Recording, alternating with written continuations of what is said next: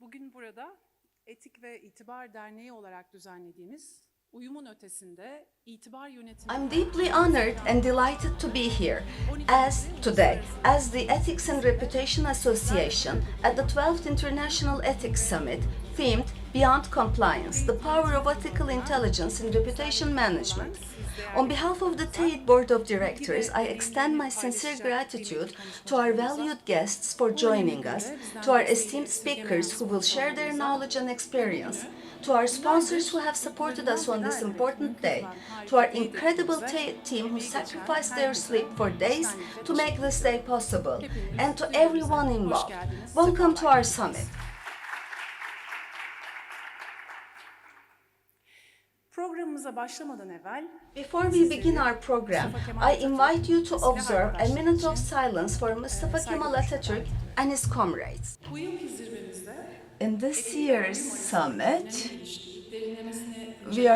while we are addressing the dynamic relationship between ethics and compliance, in depth we will discuss the impact of ethical intelligence on corporate reputation, risk management and sustainability. In a global business environment where challenging new conditions arise every day, we will be talking about ethical issues, and ethical intelligence has to do is the capacity to create value with a consciousness that goes beyond mere compliance with regulations, determining how individuals and organizations influence society and the environment and manage time and strategy. And that is why we're placing ethical intelligence at the center of our summit. And this has been selected by placing ethics and humanitarian values, including ethical intelligence.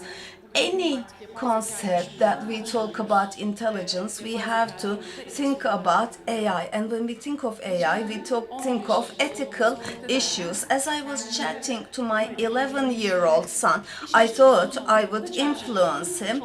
And I told him that we are benefiting ChatGPT a lot. And he said, "You don't rely on ChatGPT, do you, Mom?" So, you know, this intelligence, artificial intelligence that achieved so many things, it wasn't that high in the eyes of my 11-year-old son. So it could produce research in seconds that would take us days to complete, but its tendency to mislead us with hallucinations had immediately damaged its credibility. I felt both slightly embarrassed and pleased. The new generation wouldn't just accept things so easily, and they would question them, it turns out, apparently. So there was hope. And hope is so important, because if we do not have hope that things can get better, then we won't find the strength, patience and courage to change what it is. I think the work that we do as compliance officers is closely related to patience, hope and courage.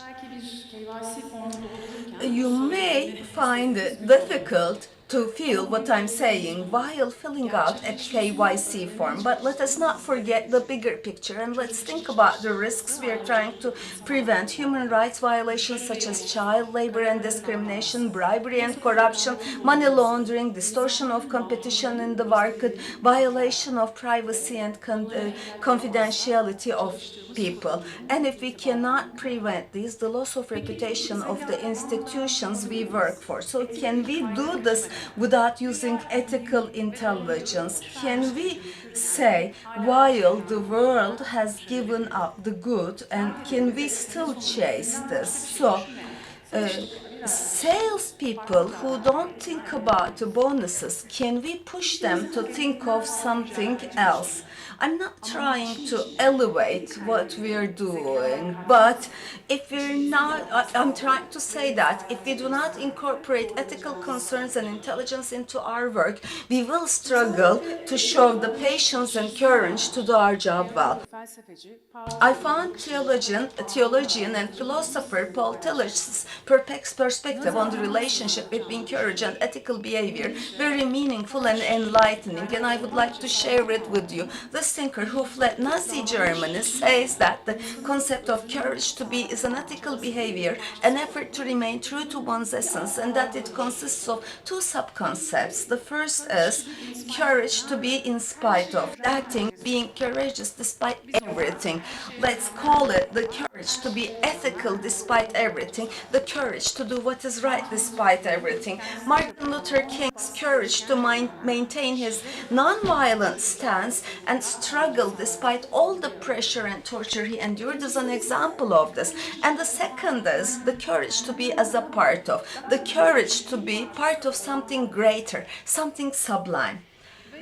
And these two concepts are not only, Tillich says that these two concepts are necessary not only for a political movement, but also for any group of people who come together for a good cause. And I think he's absolutely right.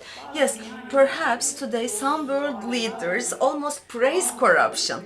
Some are indifferent to what is happening to the world and nature, and some are tired of positive discrimination and want a uniform labor and work environment and exert pressure in this regard. But we know what is good, what is right, and what is ethical. And this is how we want to exist. That is why, despite these pressures, we need the courage to be defenders of ethical values in the business world in order to be part of a better world. But if we feel alone in doing this, we will find it much harder to convince ourselves. At TEİD, we stand with those who are committed to ethics and compliance. TEİD strives to be an institution that guides us in the issues we fight for, that generates solutions and ideas, and makes us feel that I have friends like me there. In the year 2010, TEİD was founded to expand, promote business ethics and compliance standards in Turkey, and TEİD is celebrating its 15th anniversary today as a large family of nearly 250 leading corporate members in our country, and we have been pioneering this, the corporate ethics and compliance management program as the first and most comprehensive training program in this field in our country. Having completed 17 sessions to date, our academy continues its 18 sessions as of September 2025 with over 80 trainers and more than 560 graduates, and it forms Turkey's strongest network of ethics and compliance professionals. And we have reached young people through TEİD Academy Next Gen, graduating 79 students from 21 different universities. And TEİD publishes guidebooks and research to bring ethical intelligence into corporate structures, and we develop sectoral ethical principles and establish common standards within a collective action approach. And internationally, TEİD is Turkey's voice on platforms such as OECD and B20. And today we are here to begin discussing ethical intelligence, one of the most critical concepts that will shape the future of the business world. And I would like to once again express my sincere gratitude to all the stakeholders and supporters who have accompanied us on this journey. I would especially like to express my gratitude to our sponsors Atty, Sokar, Turkey, Cerebra, Deloitte, PwC, Eyüboğlu Education Institutions, and Nazalı for their contributions to making this summit possible. While a large but dry crowd may frame the phrase, "This places Turkey" in a very negative light and invite people to just give up, we as the children of Atatürk say that this places Turkey in an ethical business world is possible. As I conclude my remarks, I officially launch the 12th International Ethics Summit and wish all our participants a fruitful, productive, inspiring, and eye-opening summit. Thank you very much for your patience in this